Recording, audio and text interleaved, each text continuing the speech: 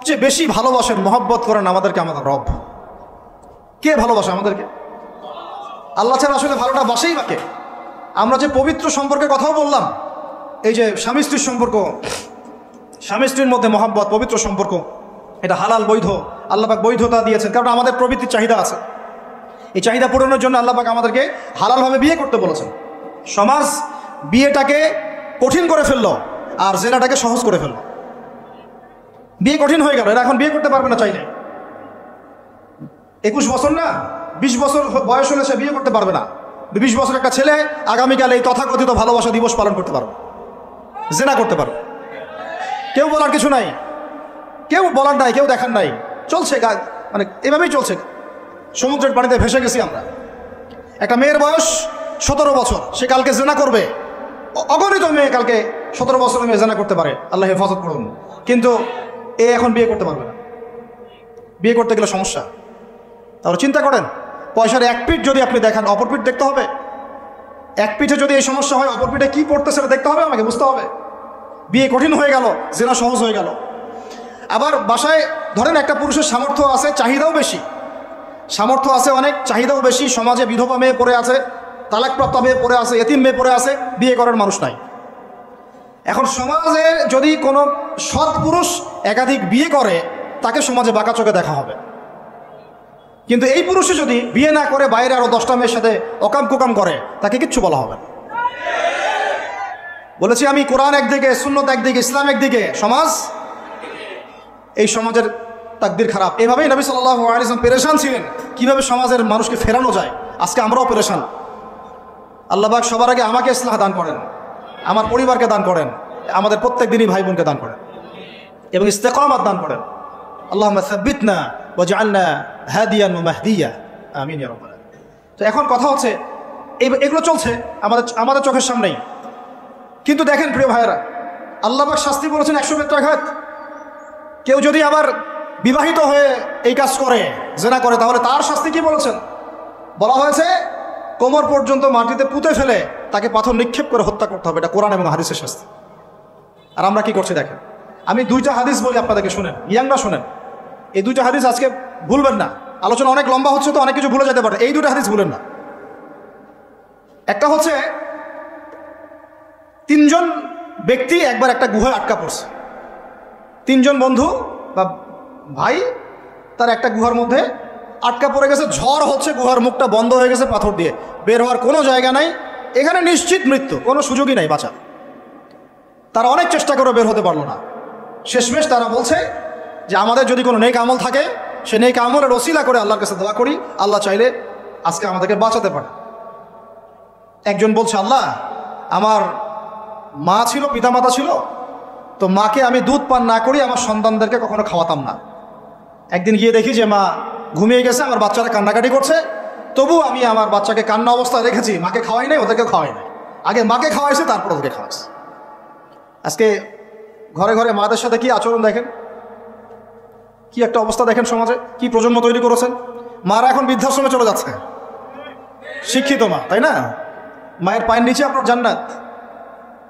আর এটাও একটা ব্যাপার যে মায়েরা আবার হাজরা আলাইহিস সালামের মতো হবেন না, যে মায়েরা সারা আলাইহিস সালামের মতো হবেন না, আয়েশা খাদিজা রাদিয়াল্লাহু আনহুমা তাদের মতো হবেন না, তো আপনাদের গর্ভ থেকে তো এর চেয়ে ভালো সন্তান আশা করা যায় না। সমস্যা সব দিকেই আছে না? তো ও এই দোয়া করার সাথে সাথে একটু সরে গেল, আল্লাহর পক্ষ থেকে এই পাথরটা একটু সরে গেল, সুবহানাল্লাহ। কিন্তু বের হওয়ার জন্য এনাফ না। এরপরে আরেকজন দোয়া করছে যে আল্লাহ, আমার একজন কর্মচারী ছিল, টাকা পাইতো আমার কাছে কিছু, তো সে একদিন বেতন না নিয়ে চলে গেছে। টাকাটা দিয়ে আমি কিছু পশু কিনেছি, মানে গবাদি পশু। এই গবাদি পশু 2টা থেকে 4টা, 4টা থেকে 8টা হতে হতে অনেকগুলো হয়েছে। একদিন অনেক দিন পর সে আসছে, এসে বলছে আমার টাকা দাও। সে বলছে যে এই সবগুলো পশু তোমার, নিয়ে যাও। তুমি কি ইয়ার্কি ফাজলামি করতেছো আমার সাথে? আমার টাকা আমাকে দাও। না, ইয়ার্কি ফাজলামি করতেছে না, এটা তোমার টাকা দিয়ে কেনা ছিল, সবগুলো বংশবৃদ্ধি হতে হতে আজকে এই অবস্থা আছে।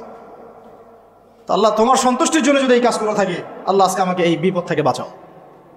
পাহাড়ের মুখ থেকে পাথরটা একটু সরে গেল, বের হওয়ার জন্য যথেষ্ট না। তৃতীয় ব্যক্তি, আমি এইটাই বলতে যাচ্ছিলাম, ইয়াংরা শোনেন ভালো করে। তৃতীয় ব্যক্তি সেজদায় পড়ে আল্লাহকে বলছে, হাত তুলে আল্লাহকে বলছে, আল্লাহ, আমার একজন খুব সুন্দরী চাচাতো বোন ছিল, কাজিন, আমি তাকে পাইতে চাইতাম। বুঝেন না, পাইতে চাইতাম মানে কি? তাকে পেতে চাইতাম, অফার করতাম, সে রাজি হয় না হয় না হয় না। একদিন সে বলল যে 100 স্বর্ণমুদ্রা দিতে পারলে আমি রাজি, 100 স্বর্ণমুদ্রা দিতে পারলে আমি রাজি। এখন তো এদেরকে স্বর্ণমুদ্রাও দেওয়া লাগে না, এমনিই রাজি নাকি? জেনা করার জন্য কি এমনিই রাজি, খালি একটু। আসলে সত্যি কথা বলতে কি, একটা মেয়ে যদি চায় যে আমি আমার ইজ্জত ধরে রাখবো, কোনো ছেলের ক্ষমতা নাই সেই ইজ্জত নষ্ট করে। এটাই সত্য কথা। আমার স্ত্রী এই কথাটা খুব জোরালোভাবে আমাকে বলে, আমি যখন রাস্তায় হাঁটবো, আমি যদি চাই তাহলে কোনো ছেলে আমার কাছে ঘেঁষতে পারবে না, আমি সুযোগ দিলে তখন ঘেঁষতে পারবে। একটা মেয়ে যদি চায় যে একটা ছেলে আমার সাথে ইটিস পিটিস করুক, সে ছেলে করবেই করবে। একটা মেয়ে যদি চায় যে একটা ছেলে আমার পর্যন্ত আসতে পারবে না, আমি আমার ব্যক্তিত্ব গায়রত বজায় রাখবো, আমি ডিস্টেন্স মেনটেন করবো, আমি কোনো সুযোগ দিব না, ছেলে সুযোগ পাবে না কখনো। এত সহজ না। সর্বোচ্চ তখন কি করতে পারে, ধরে 10 জন মিলে ধরে ওকে জোর করে তার সাথে কিছু করতে পারে। ওরকম কিছু করলে তো আল্লাহর গজব নেমে আসবে। ওই যে সারা আলাইহিস সালামকে তুলে নিয়ে গিয়েছিলেন একটা বাদশা, মনে নেই আপনাদের? সারা আলাইহিস সালামকে একটা বাদশা এরকম উঠাই নিয়ে আসছে। আর সারা আলাইহিস সালাম সবচেয়ে সুন্দরী মেয়েদের একজন ছিলেন পৃথিবীর ইতিহাসে, ইব্রাহিম আলাইহিস সালামের স্ত্রী। তখন তিনি হাত বাড়াচ্ছে তার দিকে ধরার জন্যে, আর সারা আলাইহিস সালাম তখন বলছে দাঁড়ান, আমাকে 2 রাকাত নামাজ পড়তে দেন। 2 রাকাত নামাজ পড়ে তিনি আল্লাহর কাছে হাত তুলে বলেন, আল্লাহ তুমি জানো আমি আমার সতীত্ব, আমার ইজ্জত, আমার সম্মান আমার স্বামী ছাড়া আর কারোর সামনে কখনো প্রদর্শন করি নাই। আজকে এই জালেমের হাত থেকে আল্লাহ তুমি আমাকে বাঁচাও। ওইদিকে ইব্রাহিম আলাইহিস সালাম নামাজে দাঁড়িয়ে গেছে। ওই জালেম বাদশা যখনই হাত বাড়ায়, হাত অবশ হয়ে যায়, মাথা ঘুরে পড়ে যায়। 3বার 4বার চেষ্টা করেছে, তারপর পারে নাই। শেষে বলেছে, তোমরা আমার কাছে কাকে নিয়ে আসছো, নিয়ে যাও আমার সামনে থেকে। পরে উল্টা হাজারা আলাইহিস সালামকে হাদিয়া সহ দিয়ে পাঠিয়ে দিচ্ছে। একটা মেয়ে চাইলে তার ইজ্জত সম্মান এভাবে রক্ষা করতে পারে। তোমরা জেনায় ছেলেটা লিপ্ত করেছে কারণ তোমরা চেয়েছো বলেই করতে পারছো।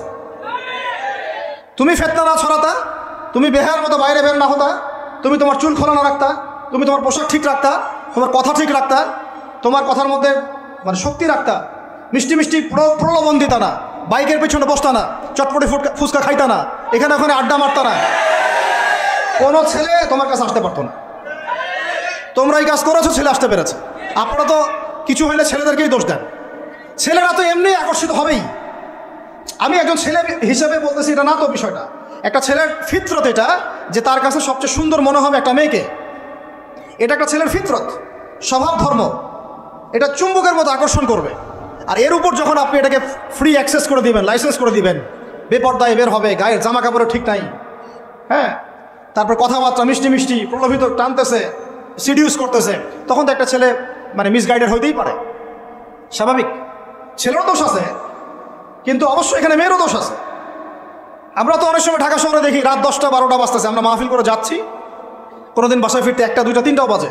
রাত 3টার সময় ছেলে মেয়ে বাইকে করে ঘুরতেছে ঢাকা শহর। ওই মেয়েটার কি বাসায় বাবা নাই, ভাই নাই, কোনো স্বামী বা কেউ নাই, মাহারাম কেউ নাই? তো আমরা সুযোগ দিচ্ছি বলেই তো আমাদের ঘর পর্যন্ত ঢুকতে পারছে।